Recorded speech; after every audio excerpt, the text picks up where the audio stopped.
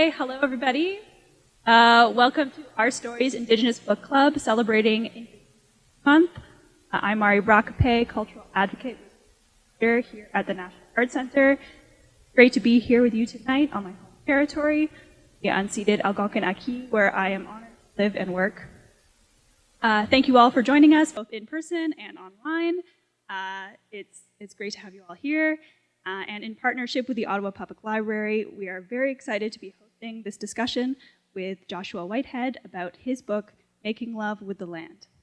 I will hand it over to the Ottawa Public Library to share a few more words.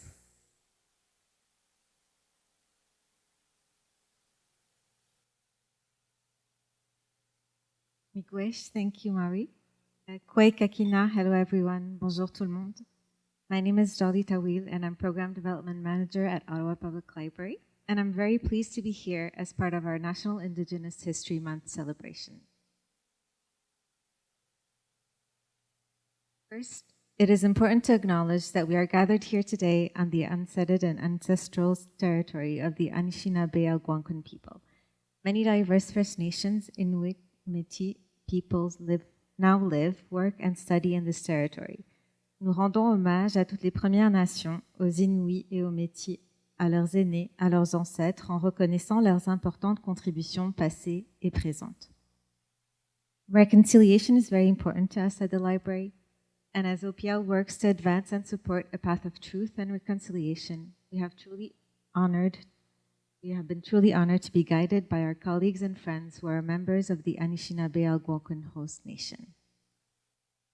This evening, we are privileged to have with us Joshua Whitehead, an acclaimed author, poet, and academic from the Peguis First Nation.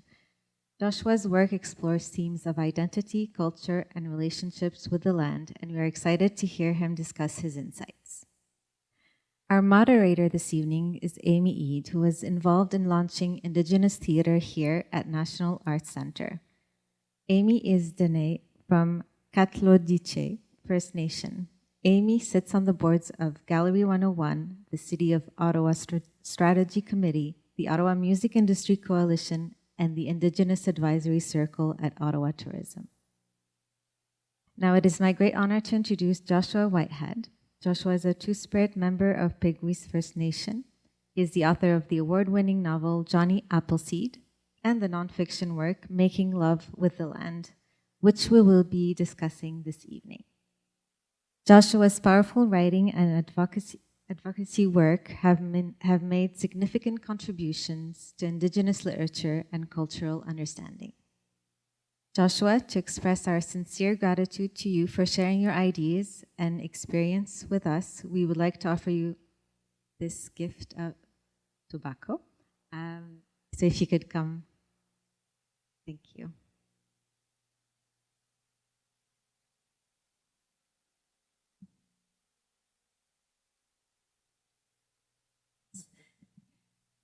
So thank you for joining us tonight, and over to you.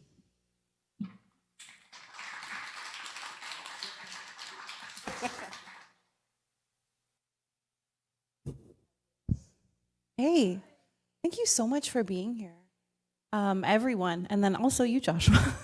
Oh, thanks for having me. It's not your first time at the NAC, is it? It's my first time. It is my first time at the NAC, but not my first time in Ottawa. But I haven't been here since the pandemic, so it's good to be back. And you were mentioning there's a show on Thursday night that you were anxious to see, but wish you could stay to see it, right? There is an amazing show happening here, which I unfortunately just heard about as I got here yesterday, and I leave one day before it begins. But I believe it's called They Used to Call Me Marie. Is that the full title? Yeah, I think so. I highly encourage folks to check it. A good friend of mine, Evan Ducharme, is a fashion designer, queer and Métis, and did some of the fashion designs for the show. So, like the spirit of June, Indigenous Month, Queer, and Pride Month, what else is there to do, right? Go see it. And let me know how it is.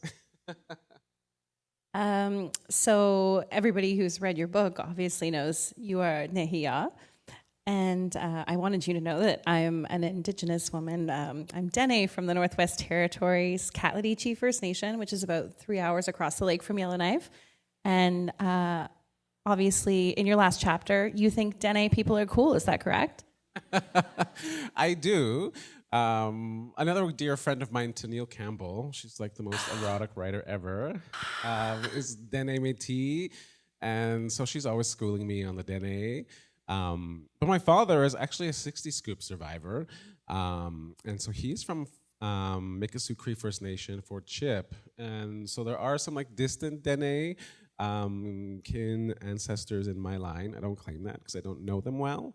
But I think it's just because I think they're badass. We used to have like dog sledders in our family. And so I just like feel a beautiful kinship with Dene. We also have the best cheeks and the most fantastic Dene jowls, I feel.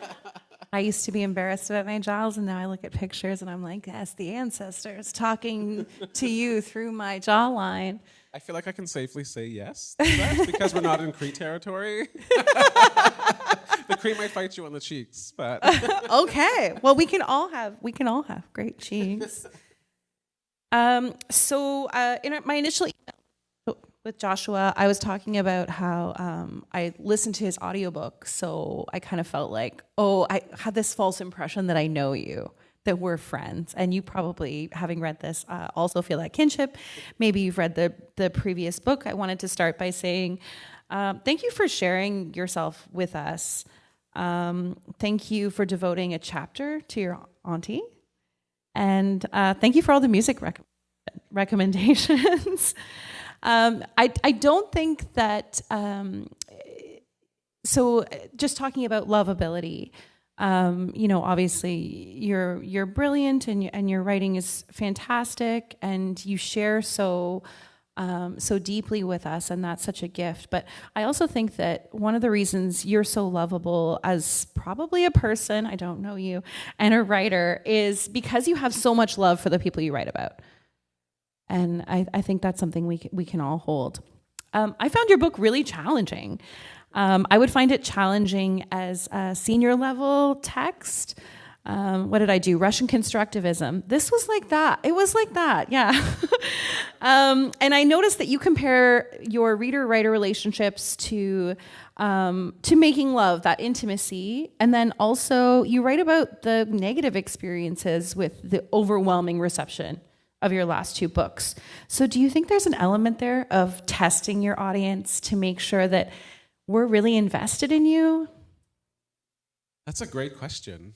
I mean, so Full Metal, my first book, Johnny Appleseed, my second, and then Making Love with the Land, my third. Yeah, I felt with the first two, Full Metal is very much like a book of anger. Like it came out of so much rage. And if you're a theorist, I know Eve Sedgwick, she calls it paranoid reading, is what you're always looking for, like holes or gaps to like, okay, what you messed up here. And academia teaches you to do this too, but so does writing. And so I was very much in that vein, and I very much feel it was a book fueled by rage and anger and annoyance. And then Johnny was just, I always refer to Johnny in the third person. He's just like he is that diva. And so Johnny, I was more of a medicinal like form of writing. And when I wrote it, and I just thought, it's just gonna be like the Two Spirits, the Indig-queers, and maybe like the aunties would read it. I never thought this was going to be this like nationally and internationally like best-selling book that won Canada Reads, which blows my mind still. Oh, thank you. And so I just was writing very, I would say, focusedly on, wanting to kind of give the Two-Spirit experience, because the Two-Spirit experience and Two-Spirit livelihoods are so often co-opted and appropriated, romanticized, fully dissected for use for non-Indigenous settler queers, to like lay claim to like queerness always existed on this island, right? That is Turtle Island, that is North America. It has, but it's far exceeded any settler form of sexuality. And so, during this month, we are very indebted to the work of Black trans women and Stonewall in 1969. But in the longevity of a queer history that is Indigenous, 1969 is yesterday. And so I really wanted to kind of write to the longevity of that. So it was very focused. And then, I did the touring for Johnny Appleseed. And, I blew up on Canada Reads, and I would have like 65-year-old women DMing me, being like, I love this book. I love Johnny and his grandma. I'm like, did you read the scene where like the bear tops him? Or did you What's their skip? favorite scene? People love that scene. Yeah, I get requested to read it all the time. And so, but I was also asked a lot of extractive questions, like I called it literary voyeurism in this book, about like, Josh, like, tell me about like how the murder of your grandmother, I spoke about being, my father's a 60 scoop survivor, right? And it's because of the murder of my grandmother in the 60s. How did that impact your book? I know you're quite vocal about your aunties in your life, right? And no one passed. Like, tell me about how the death of your auntie, who was a matriarch in my life, affected this, right? Tell me about your relationships and trauma. And so they just wanted all of this to like validate the book, which, you know, we're taught to do as readers, right? But we're more implicit about it, consciously or unconsciously, when we read the works of BIPOC writers or queer or trans writers, and specifically intersections of them, in that we read everything as autobiographical or biographical. You know, we like say we read Kai Cheng Tom, and like Kai Cheng Tom is talking about Kai Cheng Tom, even though it's fiction, and Kai Cheng Tom is using a narrator, right? Or Claudia Rankin, or Christina Sharp, or Billy Ray Belcourt, right? And I was getting so sick of that. It's such an it always costs the writer like a cost to write. You know, you are bound to your books in some way, shape, or form, in fiction, in poetry, and then more specifically in nonfiction, right? But yeah, I was just getting exhausted and, quite frankly, like burned out and like emotionally and mentally and spiritually ruined, really, by all of this extractive questioning. And so I thought, let me write Making Love with the Land. I will answer these questions for you so you do not have to keep asking me of them, because we're not talking about the book, we're talking about me, right? And so I wrote Making Love with the Land. I kind of think about it as like looking behind the curtain and seeing Oz behind it, so that the reader, these are the things that they asked of me, can see some, you know, the longevity of my life and the traumas, but also the triumphs and, you know, the harms, but also the love and sexiness that has become the motor of quote unquote Joshua Whitehead, the writer, right? So there it is, and I kind of laid it bare for them.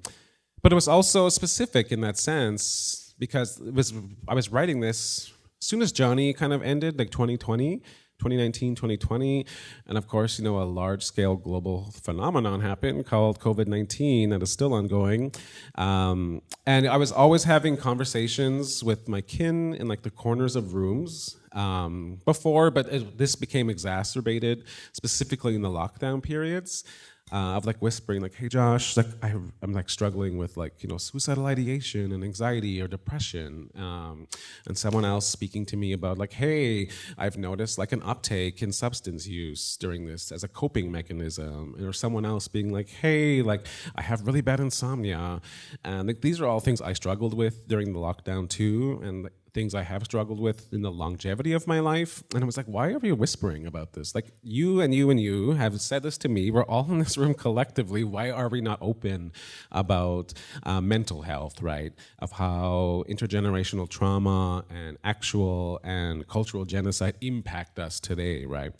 And how COVID-19 is not the first pandemic, world-ending pandemic that we as Indigenous peoples have survived, right? From smallpox through to influenza, through to pneumonia, through to HIV and AIDS, right? So I really wanted to also bring to the table and I guess put myself in this metaphorical, literal spotlight to be like, hey, this is how I struggle with mental health too, and hopefully it gives you, as the reader, a little bit of maybe bravery or access to one's vulnerability, but just voice to also say like, hey, I'm struggling too. And it's a collective kind of movement in that sense. So I'm not sure that answered my particular question, just in terms of like, I had to go to the dictionary and look up words, and I just wondered whether that was part of like, you know, our relationship, where you're like, if you want to understand me, if you really want to understand me, the least you could do is crack this dictionary. Oh, for sure. Yeah, that was the question. Like I'm literally becoming an auntie. Like, let me tell you 6 stories to get to the answer for this one. But yeah, like I felt like with Johnny, I wanted to be very accessible. I always say like we need theory and philosophy and theology and all of these big isms from academia for grassroots movements and decolonization and revitalization, more importantly. But it just doesn't work if I can't sit at my coffee table with my grandmother and I'm spouting off like, I don't know, the biopolitical regime of this industrial complex is so, like the panopticon of this and XYZ, it just doesn't serve. It's useless in that sense, right? And so with Johnny, what I wanted to do was like eat theory and then regurgitate it into story because that's accessible. Like you're learning basically decolonial theory, you're learning in history of indigenous literatures, you're learning Judith Butler and Foucault and Derrida and all these people, but it's in the form of story. And like that's what indigenous story is, right? 1, it's narrative, but 2, it's also parable, 3, it's theory, it's like all of these forms of expertise. And with Making Love with the Land, which I ended up using segments of it to finish my PhD, because I was like, I'm not gonna write another book just to, like, I guess, meet your standards. I was like, I've done enough, just take this.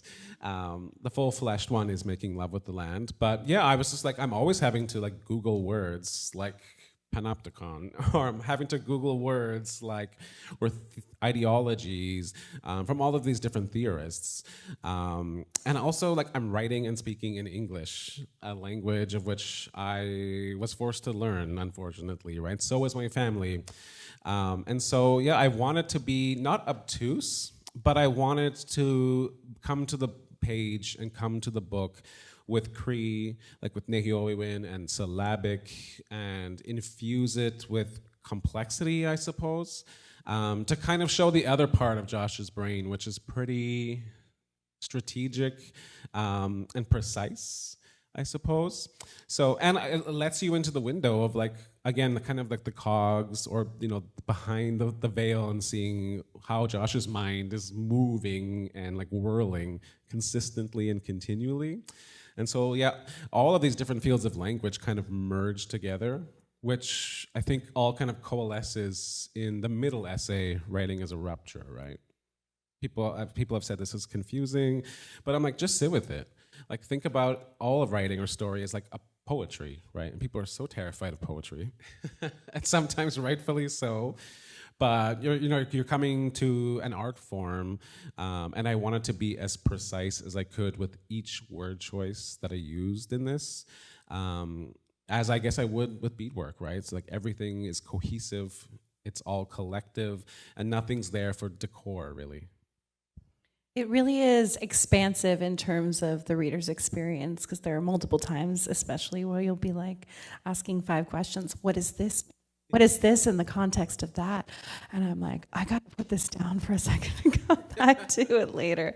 But I really did feel like that provided the same feeling from the audiobook, which is that of intimacy with the author. It's not because you were being vulnerable, but it was about this communion of, I look things up in the dictionary. You put in Nehea Wewin.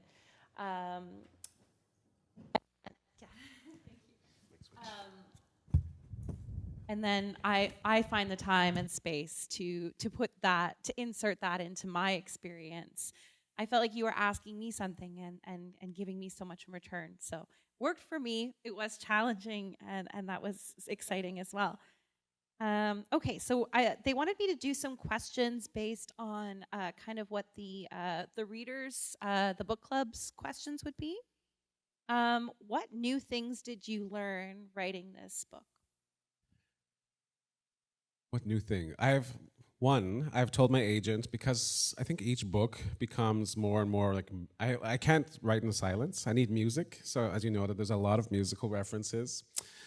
We couldn't afford to get the license to some Elton John lyrics, so we had to cut those. But we did afford Brandi Carlile, who, queer country goddess we love.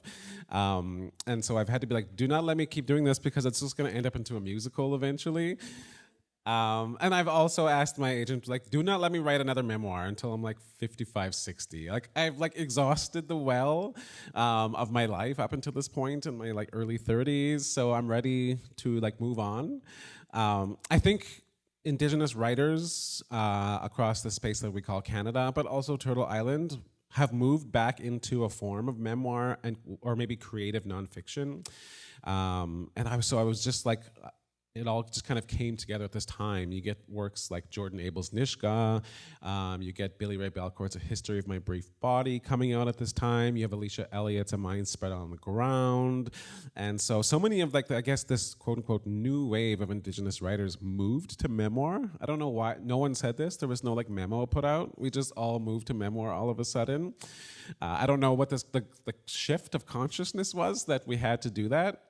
But it was very reminiscent of the first wave of Indigenous literatures, right? Like with the likes of Maria Campbell and Gregory Schofield, and kind of maybe the autofiction of people like Thompson Highway and Beth Brandt. And so what this book taught me is no memoirs. I've laid it all bare enough at the moment. And it's also led me into this new work that I'm working on, which is a two-spirit apocalypse novel called The Stone Whalers. And so I went to my agent, Cody Caetano, who's Anishinaabe and Portuguese, and I was like, I just really want to do like Indigenous joy. And he was like, great, I love that. What's your idea? And I was like, I really want to write about the apocalypse. And so I think what Making Love with the Land really taught me is to kind of lean into my indigenous nerdiness. I talk about a lot of video games, a lot of music in here, a lot of popular culture, and really wanting to kind of bring that together in a fictional form again.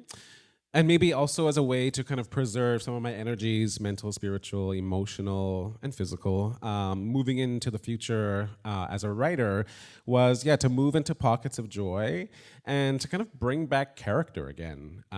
Bring back like the mask that fiction lets you wear. Because for me, maybe like theater or film and TV or on the page, putting on like the literal, but the literary mask allows you to do so much more self-exploration than, strangely enough, than nonfiction allowed me to do.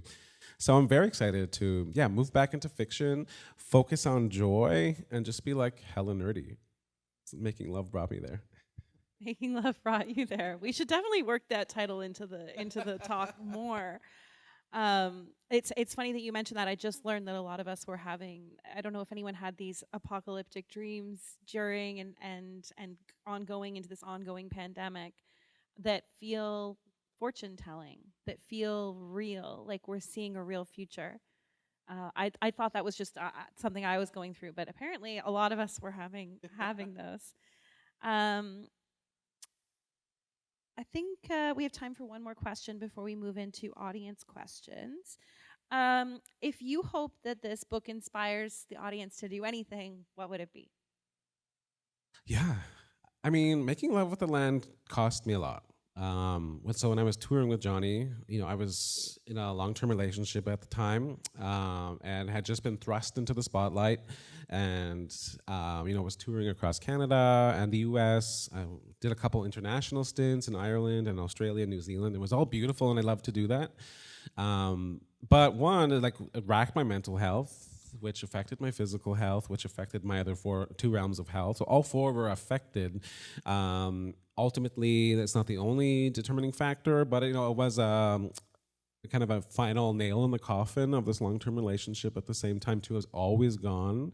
And when I was back, I was in school, and then trying to have any semblance of a social life. And then just having to excavate myself from things such as like SA and insomnia and depression and anxiety, and the last essay is like eating other people's pain, right? It was just a lot. This combined with Johnny, I think about them as like sibling pieces together. And so I guess like what I would want the reader to take away from this is just allowing ourselves as people to not think so individualistically as late stage capitalism and settler colonization teach us to be, but all to be communal, to be community members for one another, with one another, right? And to have honest conversations about pain and trauma and harms and hurting and being able to hurt others, and making space for grace and forgiveness. And I think how that comes into being is through dialogue and active kinship and taking care of one another. Because when you can do that, when you can have an honest conversation with someone, not just your therapist, which we all need, but with each other and with community, you make space for someone else to say something similar or something just as profound or something just as painful, which is beauty in the same sense, right? And so putting that into the world, when you say, I am in pain, you give it materiality. It becomes animate, as I would say, both in my Cree and Nish ways of thinking, my worldviews, right? And when it's animate like that, you can expunge it, and you can transform it. And so for me, like the whole kind of, I guess, thesis of making love with the land is like, if we speak our pain into being, we can transform it into love. And that's how making love with the land kind of came into being, right? And so we're not walking around specifically in the ongoing, unfolding global events of settler colonization from Palestine to the Congo to Sudan to here, in a pandemic, in a failing economic country, right, where we can't afford rent or groceries. Being communal in that sense, putting voice to that, I think is like the greatest gift that we can do for ourselves and one another as community members, as kin, and also as people. So I hope what you take away from this is giving yourself the allowance to maybe note your pain, but also to speak it and then transform it. See, here in your initial answer, I kind of thought you wanted us to all, especially this last essay was an invitation to join you in eating everyone else's pain.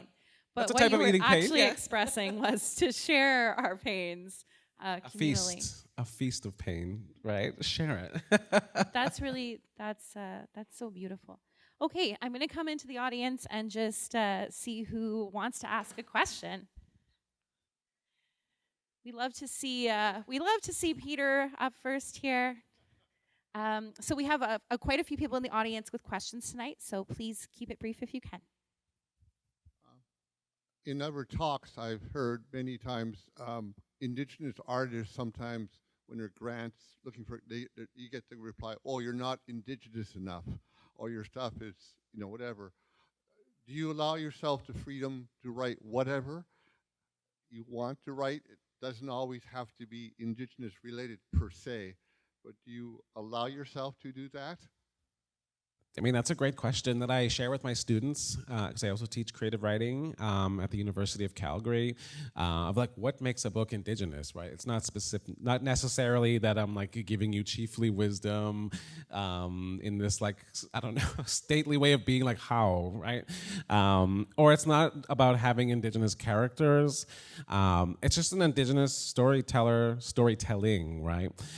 So I'm like, I could tell a story about like, I don't know, Joe and Susan living in New York, having a queer old time. It would still be an Indigenous story, right? And so what I think that question, not just like the saying that you have, that a lot of people have that, right, of like what dictates Indigenous stories and Indigenous literature is like kind of the unconscious or even conscious bias that we have is like, I'm going to read, I don't know, let's say, this Indigenous book, and it's going to teach me something, a tool that I can take into reconciliation or into decolonization.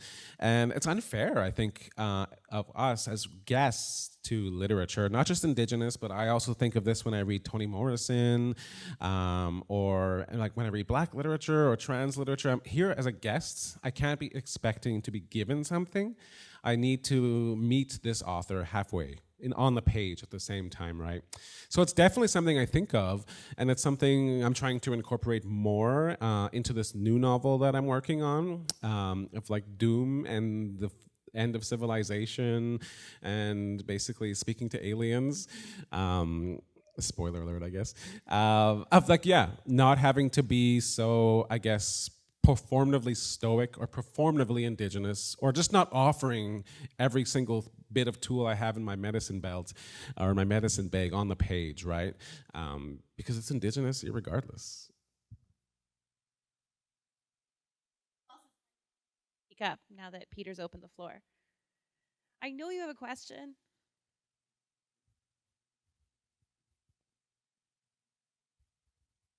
So, as an Indigenous person, one of the challenges I face as an artist is how traditional, like traditionally focused, our art space is. So, what's your perspective, or what's your take on being a contemporary artist in a traditional space? That's also a great question.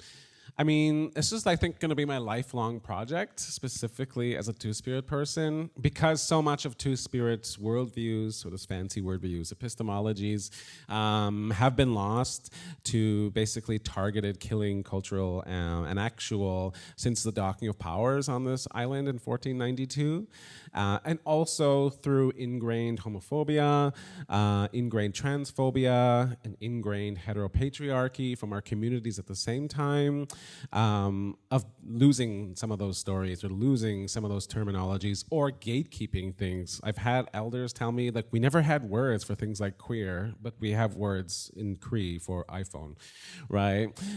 Or like Mitsubishi, but we can't have queer or like non-binary. And so for me, I always question traditionalism because this idea of tradition can be such I guess, an emblem of the sacred that is sometimes profane.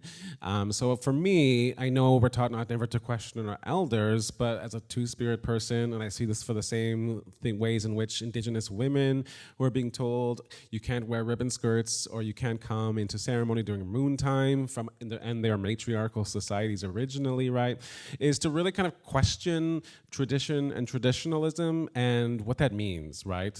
Who dictates that? When was the cutoff for that? What are the parameters of this? Which I know can sound maybe scary and terrifying, but this is also just the life that I've had to live in the kind of realm of traditionalism that is curated to exclude. And so for me, when I go into those spaces, I don't necessarily maybe think of myself as a contemporary artist that's Indigenous or a traditional Indigenous artist. I'm coming into the space with the knowledge that I have, with the knowledge and the stories that I've been given, but also with the knowledge and stories I'm contributing to. So maybe for me, I'm just coming into the space as Josh with the limited knowledge I have, humbling myself to learn to new language and new terminologies and new stories, but also allowing myself to have the agency to critique when critique is needed, I suppose, if that makes sense. So I try not to let myself dull or lessen or disempower myself or not speak in spaces just for the sake of the English word tradition and traditionalism, which again I know can sound brazen, but I think it's important. I think critique is a gift. And so that's how I try to move into those spaces, humble to them, but also steeled to what I know. When we delimit, people die, right? And those people that die are primarily or are injured or just debarred from these spaces are Indigenous women and Two-Spirit folks, right? It's never necessarily cis-Indigenous heterosexual men. And so I really try to place that energy and focus myself into those spaces so that there is space for the Two-Spirit folk and the Indigenous women in the room in the name of tradition, right?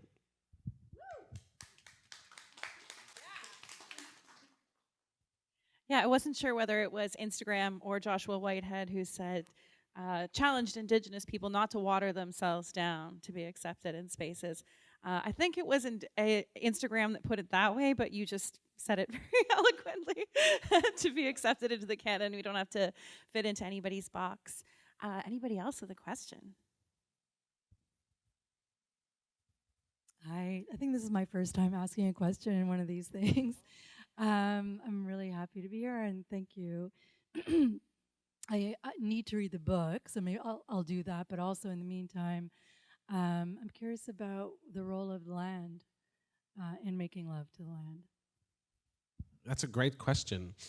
So land in this book is both Treaty 1, which is where I'm from, primarily the confluence of the Red and the Assiniboine, also known as the Forks in Winnipeg, And then my home nation, Peguis First Nation, which is about 2.5, depending how fast you drive, and how well you can go down like res roads, which are just like real bad potholed gravel roads. And then Treaty 7, the Blackfoot Confederacy, which is where I live now, and I'm a guest to. And there's a contention, and it's my favorite icebreaker. The Cree Confederacy and the Blackfoot Confederacy have a long history of being shady against one another, I guess I would say, to put it lightly. And so these are the two land bases really that kind of come in, right? The edge of the prairie / the beginning of the woodlands as an Oji-Cree person, and then also the mountains and the badlands of Alberta. And both of these spaces, like these land bases, have like, for me, gifted me so much. Like Treaty 1 has birthed me. The Forks, where the red meet the Assiniboine, is the birthplace of the term that we use now in English, which is pan-Indigenous. I think about it as a placeholder. That is Two-Spirit in 1990 by Myra Laramie, who's Anishinaabe, also from Treaty 1, Fisher River. It's also the space of many post-contact nations, right? So this is where the Red River Métis are born, the Oji-Cree like myself, which is the coming together of the Anishinaabe and the Nehiowak, or the Cree and the Nish, or the Ojibwe as they're known. Because this was a space that was rich with trade, a space that was rich with community, and also a space that was just like, it's so sexed and sexy, right? This is where we kind of came together to imagine futurisms and create hybrid peoplehoods like the Oji-Cree, create new peoplehoods like the Métis coming together in this space and becoming a collective under FNMI. It's also the space that, like I said, coins Two-Spirit. So it's incredibly queer to me. It's incredibly polyamorous. It's incredibly matriarchal. And it's rich with history, but it's so aimed towards futurity and always has been. And so I owe so much to Treaty 1 for like birthing me, but for teaching me.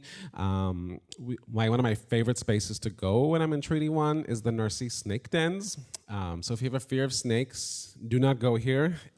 We have I think it's maybe the largest, at least in Canada, but I don't know, North America, collection of these snakes that come together. They're non-poisonous though.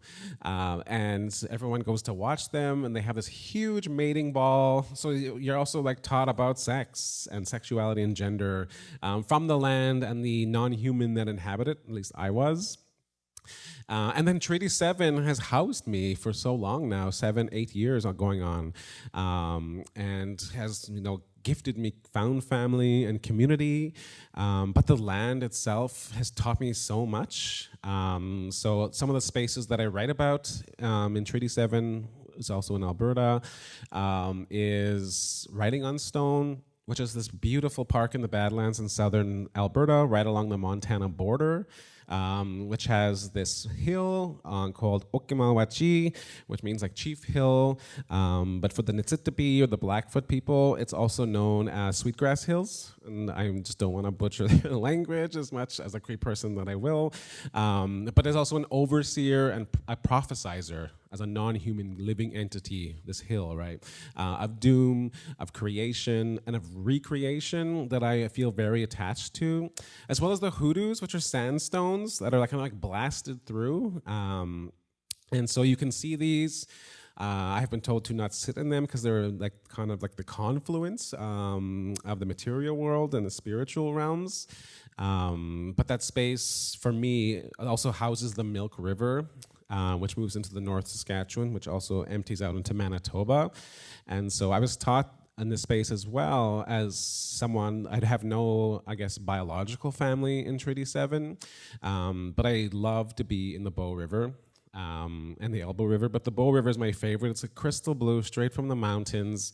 And I was taught, like, when you like put tobacco down in the Bow River, ultimately it ends up back in Manitoba. And so it's become kind of a linkage for me, the river, that when I place down, prayer and tobacco into the river, I'm sending them home to, which has beautifully connected me as someone who's pretty forlorn, I suppose, of my community in this space. And it's also allowed me to like flourish into, I guess, like the queerness and the queerhood that I have now, that is also, it's not removed from my indigeneity as much as it was in my maybe 20s. And that's just because of the swath of community that the land houses, who are primarily like BIPOC queer folk, which I didn't have so much when I was in Winnipeg. So when I put these two land bases together, they just kind of tell like the whole story of Joshua as he is now, at this age, in this space and time. And it's like, yeah, the rivers, it's the Badlands, it's the snake dens, it's the kind of polyamorous forks. All of this has crafted me into the person that I am now, the scholar that I am now, and the storyteller that I am now. And so the book, in a way, also is just like a love letter to these two land bases. And thank God for Treaty 7 in the pandemic and the lockdown. It was like the only thing that held me as I was touch-starved. I would go on these long walks and sit in the river and listen to the trees, and watch these rainbow trout go by. And so as a kin, Treaty 7, the Bow River specifically, to me, I owe a lot to it. And so, yeah, this was just a love letter to both of these spaces. It's more than setting. It is character and animate, and kin to me in this book, but also in my life. Oh, wow. That answer really helped me because sometimes I feel resistant to this focus on telling stories about queerness and nature, because I wonder, like, why do we have to justify who we are the way that we have to justify our stories through telling our personal traumas, it seems.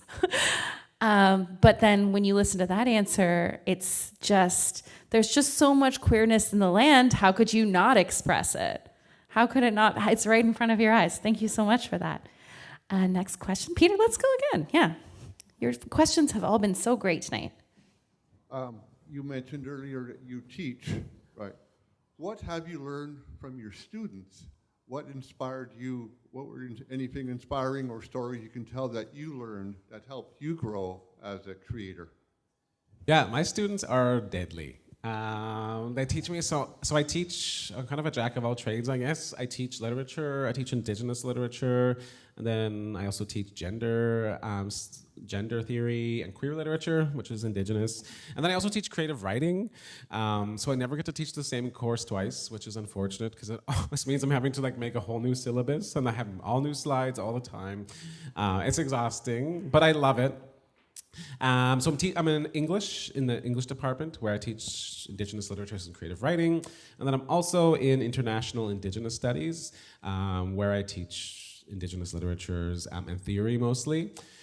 And I get to work with this, it's an acronym, it's ISAP, ISAP, and it stands for the Indigenous Studies Access Program at the University of Calgary, and as part of their Indigenous initiatives, Etapito, it's called. And so I get to have an all-Indigenous classroom, which I've never had, which is just a rarity, unfortunately, to be just with all Indigenous people. Includes Métis, I've had Inuit students as well, students from Blackfoot, but Coast Salish, all the way, I've had the Mi'kmaq students as well. And so it creates this atmosphere that, one, we don't have to like explain the 101s. Like, I don't have to teach them what a residential school is, right? I don't need to explain to them what decolonization means. Like, they're active practitioners since birth already. They're experts. And I try to let them see themselves as such, right? Like, maybe you're not saying the academic words, but that doesn't mean you don't know exactly what you're doing, right? And so in that class, I also don't believe in standardized testing. I think memorization for the sake of regurgitation for multiple choice or short answers or short essays is not a valid way of retaining knowledge. So instead, I don't have any exams, no midterms, no tests, which students love. But I'm like, I do have a very rigorous final creative project. And so they need to take some concept that they've learned or that they've been very drawn to and craft story. And for them and for me, that can be whatever they want it to be, right? And so I've had students do like beadwork and photography. I've had them make I guess, remap maps digitally so that you can look at, say, you're in like Tunaka land and you can see Tunaka artists, and vice versa, in different spaces and places. I've had students make jingle dresses, regalia, and I've had one student who made a cake because they were a baker. And so they made this cake that was 3-tier, and they used fondant around it with all of these indigenous stories. And then they made us cut the cake and eat the cake in class. It was delicious. But to talk about the consumption of our stories. And so my students really challenge me all the time and teach me ways of thinking that are not bound. Story does not equal the page, right? Story equals beadwork. I have no skill for precision. I hate threading a needle. It just like drives my mind wild. So I can't bead well, and I don't have dance skills. I have 2 left feet. I mean, I can round dance a little, but that's about it. I'm not the best baker, so I could never make something like that. So writing is my skill. I love it, but it's not. They teach me that's not the only skill, right? They teach me that they themselves are already experts in multiple fields in their lives, and it's my job to validate that, as the university doesn't like to do, but also to make space for them to demonstrate knowledge and expertise in ways that are not just bound to the essay, as academia likes us to do, right? So they challenge me all the time to be like, Josh, this is like earrings that I beaded. This is like 4 to 5 generations of women who've taught me this, all the way back to my great-great-great-great-gran, right? It's passed down, it's from this space. I like source these from hide that my family has hunted, and so it holds this like beautiful legacy in this. And I guess like academia or people would just look, that's just a beautiful earring, right? But it's actually past, present, and future all coalescing in this person's familial and cultural legacy. They really push me to reconceptualize ideas of story as not just something that's given a barcode and a spine and you buy it in a bookstore. Hopefully it's indie and not Amazon. They consistently amaze me and push me really to really rethink what story is, and to rethink how we kind of categorize it as like, this is science fiction and this is poetry. It's all the same, right? And so they teach me that.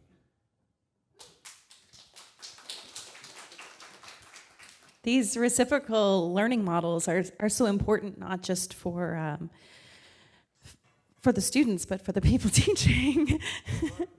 We need to have that in our spaces. Mari's offered to pass the mic to anyone else who might have more questions.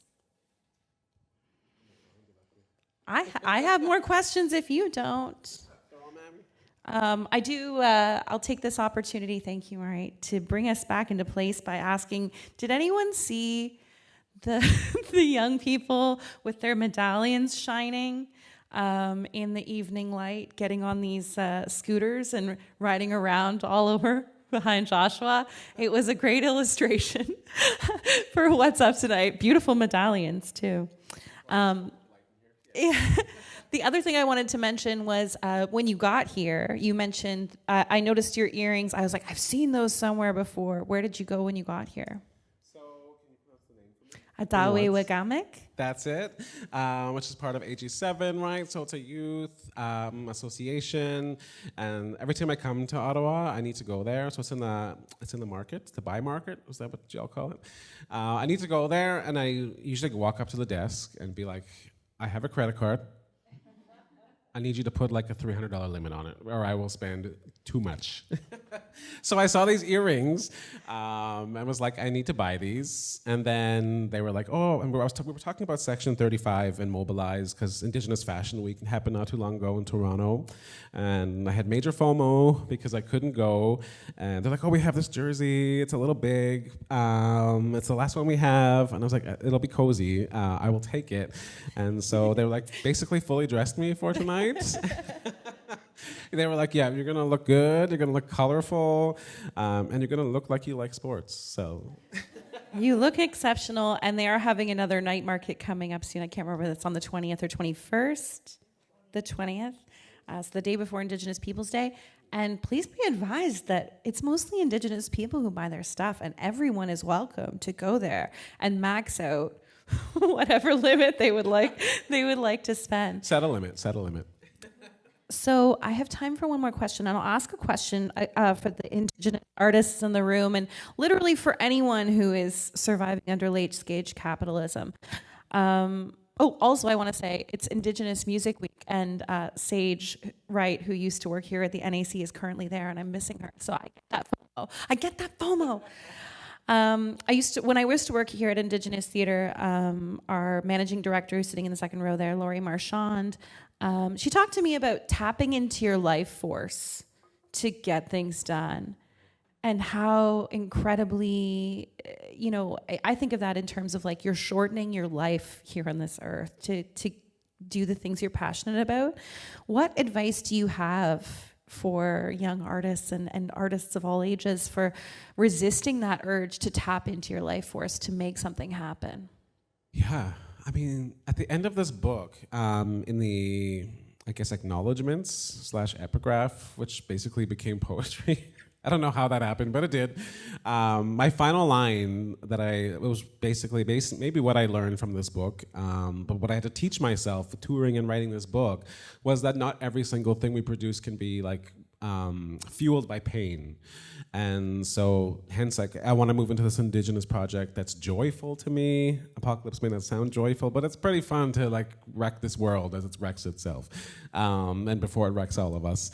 But yeah, I was so used, and maybe this is what like the creative writing and workshops that we take or master classes that we take with writers teach us, with such a strong bias, is that we're like meant to use ourselves as the vessel of which to take from and put it on the page.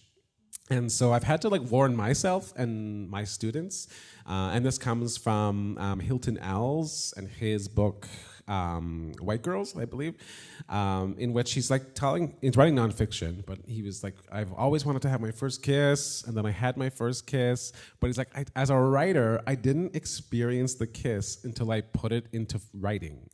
And he really laments this idea. He's like, I'm not living life as Hilton. I'm like living life as Hilton Als, the writer, right? And like memory and being in the moment and, loving and like having sex and having intimacy didn't become real until it's on the page. And I was like, oh, I needed to read this at this moment in time, right? Because I was also like moving through the world as like a collector. I'll be like, this was such a great moment. Or like, my therapist said this weird thing, let me write this down. Let me put this into a book. And, oh, this was so heartbreaking and it like wrecked my life, but it's gonna be great for the book, right? And I've really tried to move away from doing that. I just don't think I fully can. Ultimately, I do leak into the story in some way, shape, or form, but I'm not moving through the world as a recorder anymore.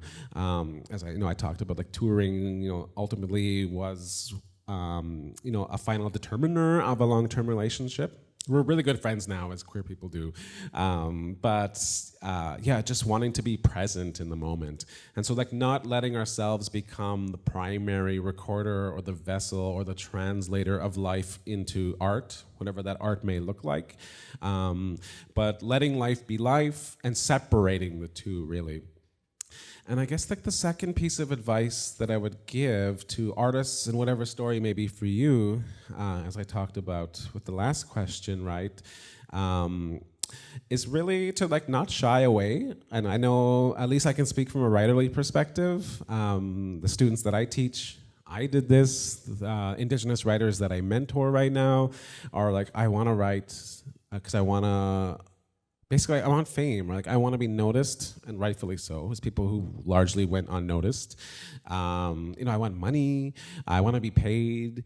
But basically, wanting to write something that's like universal, that everyone's going to read and it'll be a bestseller, or it'll be hung in the Louvre, or everyone will see it. And so I need to make something that's going to be accessible to everyone. And what I really learned, specifically from Johnny, is that actually when I'm quite focused on like something that I think is just going to be so niche and so specific, and for this specific reader or this viewer or this critic, right? Actually, that specificity does make it universal. So I would say, like, the more that you can really move into image or metaphor or tone that is like true to the very essence of the story or the art that you're trying to make, even though it seems niche, I think makes it universal because you're so strongly connected to it. Versus if I was to write something, that hits every single demographic of person and is going to speak to the middle, lower, and upper class who have more money, it would be too loose. So the tighter it is, and the more specific it is, and even though it may seem like you're just kind of talking with yourself, which is what I love to do in this book, I think opens it up to a universal audience because of its conciseness and its focus. And really, it's kind of, I guess, it's so symbiotic with you that transcends to the reader or to the watcher or to the wearer, right? Well, that really doesn't work for a marketer, but for your purposes, it's great. I think we can all agree. We really appreciate your work. We want you to have wealth. We want our nations to reclaim that wealth. We want land back.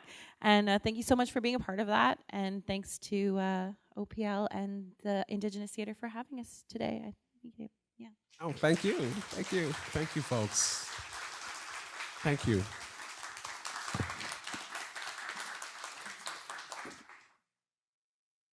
Please join me in another round of applause for a truly fresh and thought-provoking conversation. Thank you.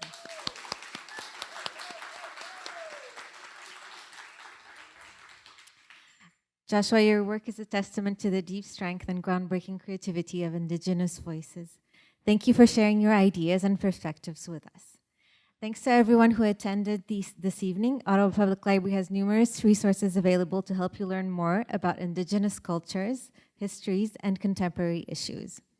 We invite you to explore our collection and take part in our ongoing events throughout National Indigenous History Month. Visit the Ottawa Public Library website for a wealth of resources and reading suggestions. So Joshua has kindly agreed to sign a few copies in a few short moments, so please stick around. And we do have a few books to... No, we do not. Well, thanks again. Thank you again for being here. And thank you. Yeah.